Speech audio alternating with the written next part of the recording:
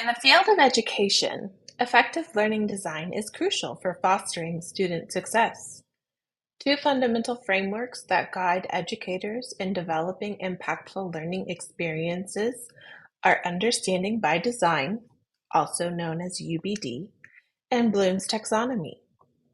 Both frameworks support intentional learning outcomes, ensuring that instructional strategies align with desired educational goals. This video will examine the backward design process of understanding by design and how the use of Bloom's taxonomy can help to develop measurable learning objectives that support instructional design and ultimately student success. Understanding by Design was developed by Grant Wiggins and Jay McTighe. Understanding by Design emphasizes the importance of planning educational experiences with the end in mind. This framework is structured around three key stages: identify desired results, determine acceptable evidence, and plan learning experiences and instruction. UBD encourages educators to think critically about the purpose of their lessons and the experiences they provide, fostering a more student-centered approach to teaching, essentially working backwards in developing their lessons. Bloom's taxonomy, created by Benjamin Bloom in the 1950s, is a hierarchical framework that classifies educational goals into different levels of complexity. Originally, it was organized into 6 categories: knowledge, comprehension, application, analysis, synthesis, and evaluation.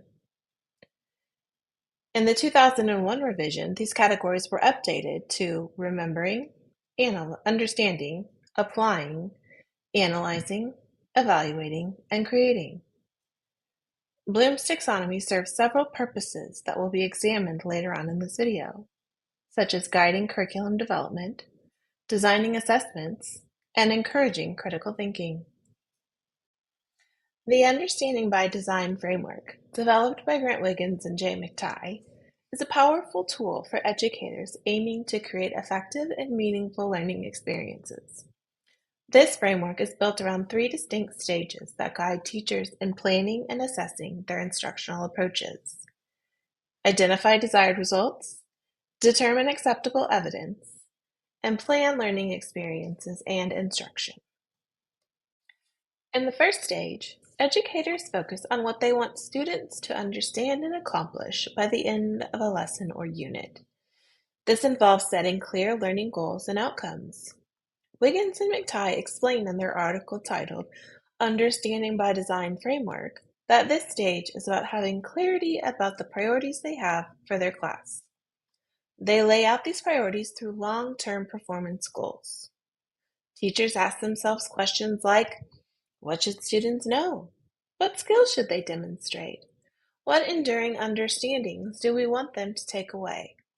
By identifying these desired results, educators can ensure that their teaching is aligned with meaningful objectives and promote deep understanding and retention. If we look at an example from Wiggins and McTighe's article, in the subject of history, there can be the long-term performance goals of applying lessons of the past to current and future events and issues, and to critically appraise historical claims.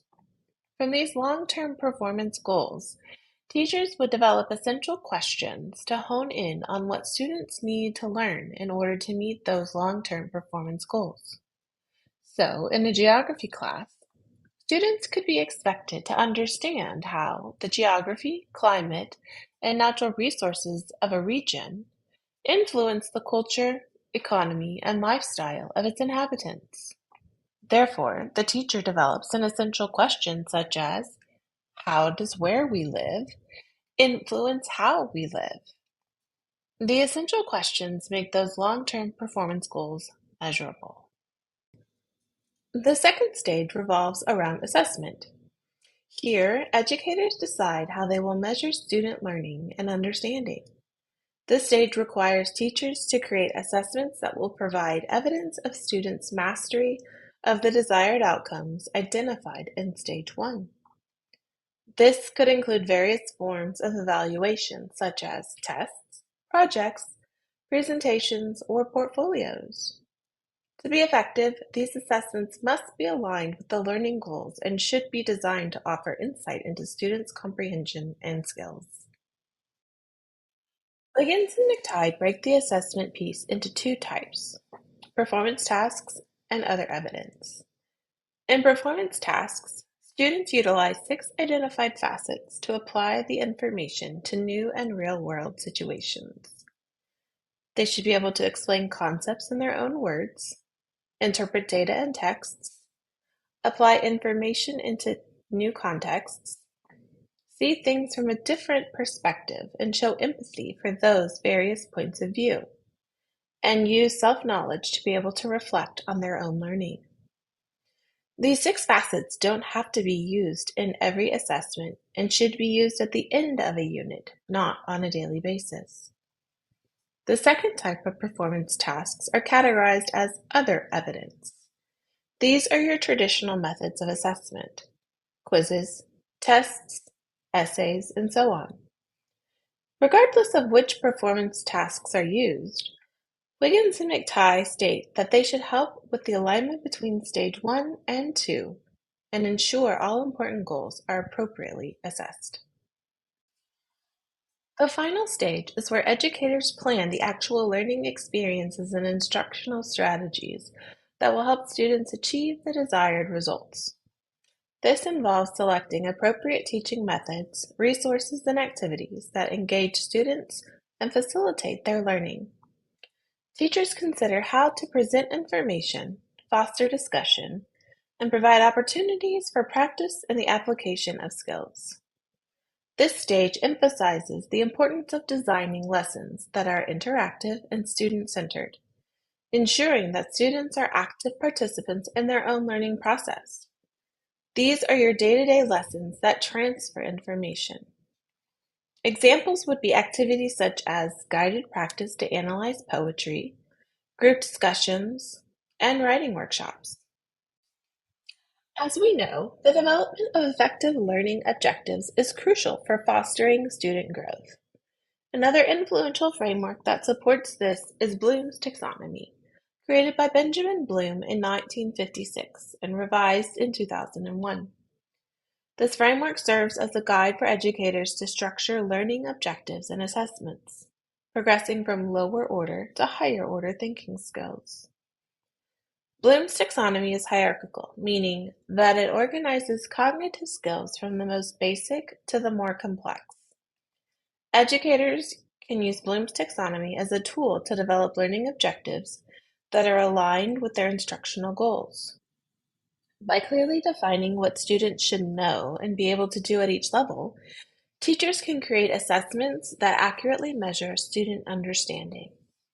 This alignment not only helps educators track student progress, but also ensures that students are challenged appropriately, promoting deeper learning. At the base of the taxonomy are the lower order thinking skills, which include remembering, understanding, and applying. These skills focus on the ability to recall facts, understand concepts, and describe ideas. For example, in the remembering and understanding levels, students might be asked to memorize a list of historical dates or explain the main idea of a text. These foundational skills are important because they establish a base for further learning. As already noted, Bloom's is hierarchical, so students must learn at the lower levels in order to learn at the higher levels. In the applying stage, students use information they've gained in new situations. In math, students would be at the applying level when they solve word problems using formulas they have just learned. As we move up the hierarchy, we encounter higher order thinking skills, such as analyzing, evaluating, and creating.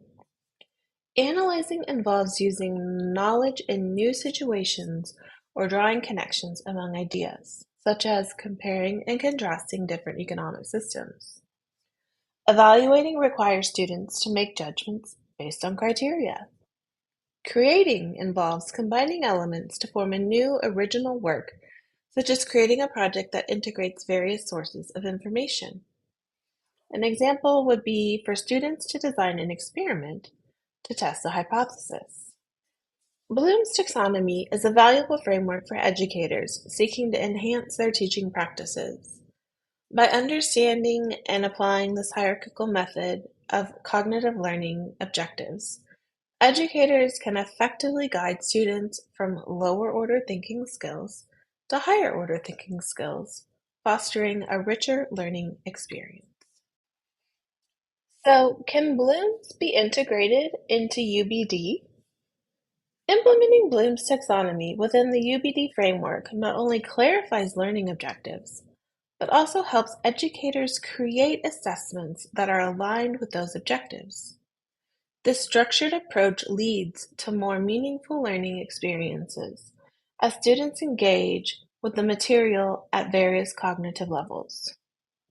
Using Bloom's levels to define desired results in understanding by design fosters a comprehensive understanding of content.